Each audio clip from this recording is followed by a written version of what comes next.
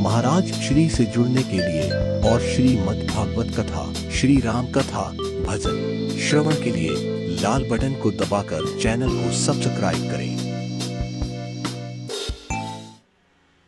रामचरितमानस में कितना अच्छा प्रसंग आता है कि जब विश्वामित्र जी को राजा जनक ने बुलाया। अब बताओ, आप राजा जनक बड़े कि विश्वामित्र बड़े? अगर आप तुलनात्मक दृष्टि से देखोगे तो राजा जनक आगे चले जाएंगे, क्योंकि राजा जनक की तपो साधना बचपन से ही है। कोई भी इधर उधर ऊहा पोए नहीं। विश्वामित्र जी के जीवन में तो कई ऊहा पोए। विश्वामित्र जी महाराज ने तो निर्मम हत्याएं भी की, और वो भी वशिष्ठ जैसे ऋषि के पुत्रों की।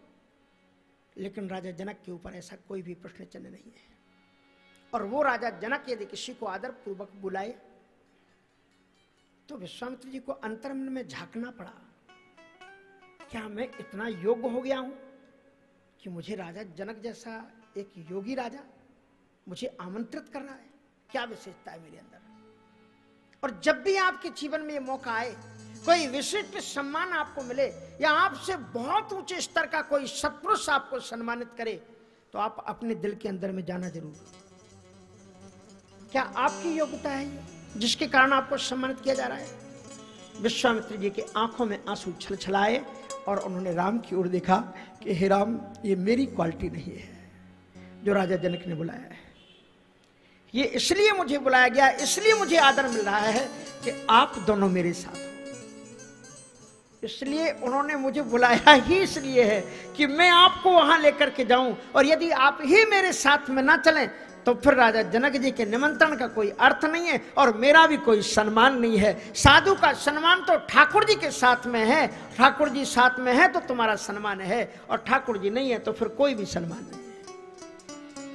इसलिए हमारा सम्मान तो आपके आने के कारण बढ़ गया। इसलिए बड़ी सुंदर बात है कि कोई भी अपने भाव को लेकर के रामचरितमानस में आ जाए, बाहर के काव्य उसमें आनंद पा जाते हैं। और उसके बाद में महाराज अत्यंत दिव्यतम बात होती है वर्णानामर्थ संघानाम। गोस्वामी तुलसीदास जी ने पहले ही बता दिया कि अर्थ संघानाम। मुझे अर्थ नहीं चाहिए, अर्थ तो बहुत चीजों का हो जाएगा। मुझे एक एक वर्ण के साथ में अर्थों का समूह चाहिए। एक एक वर्ण के साथ में एक एक अक्षर के अनेक अर्थों। शब्द भी नहीं कहा, क्या कहा? वर्णानामर्थ संघानाम रसानाम छंद सामपी। नौ रस जप तप जोगी विरागा। रसों का भी वर्णन किया गोस्वामी तुलसीदास जी। वर्णानामर्थ संघानाम रसानाम छंद सामपि। संस्कृत में छह छंद होते हैं, गायत्री अनुष्टोपाती छंद।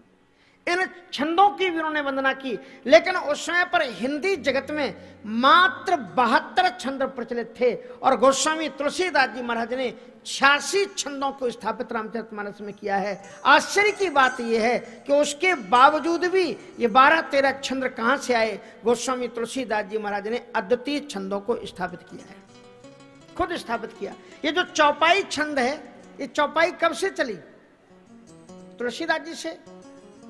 जिन्होंने हिंदी साहित्य को पढ़ा होगा उनको मालूम होगा कि चौपाई और दोहों के अंदर में ये संयोजन गोस्वामी तुलसीदास जी का है कि हर एक 8 छंद चौपाई के बाद में दोहा।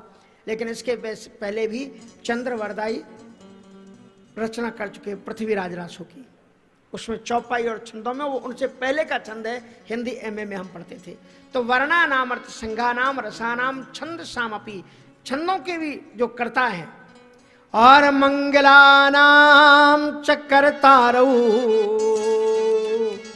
बंदे वाणी विनायकौ। तो इन चीजों के कौन कौन सी वर्णों के, अर्थों के और साथ साथ में रसों के, छंदों के जो मंगल करतारु, करतारु मानी दोनों लोग, वाणी और विनायक। वाणी और विनायक मानी, वाणी मानी सरस्वती जी, क्योंकि परंपरा है कि हम सरस्वती जी की वंदना करते हैं। और वैसे राम कथा में गोस्वामी तुलसीदास जी ने लिखा है कि राम भगति ही तू भवन बिहार। राम भगति ही भवन बिहार। सुमिरत सारद आवत धाई। सुमिरत सारद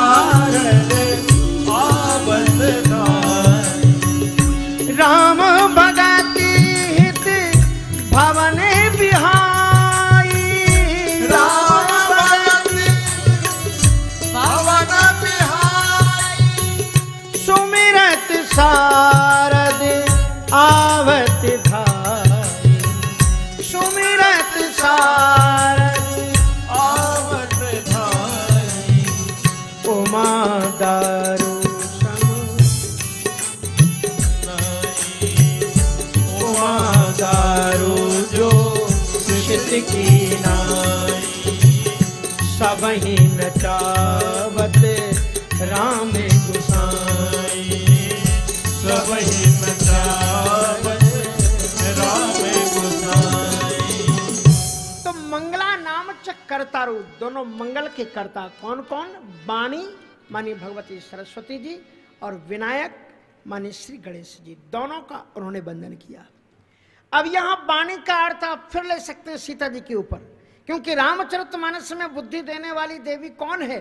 गोस्वामी तुलसीदास जी ने अलग लिखा कि जनक सुता जगे जननी जाने, जनक सुता जगे जननी जाने की, अतिशय प्रिय करो नानी धाने, अतिशय प्रिय करो नानी धाने की, ताके जोगे पद कमले मनावो, ताके जोगे पद कमल मनावो, जासु कृपा मेरे मल मति पावो, जासु कृपा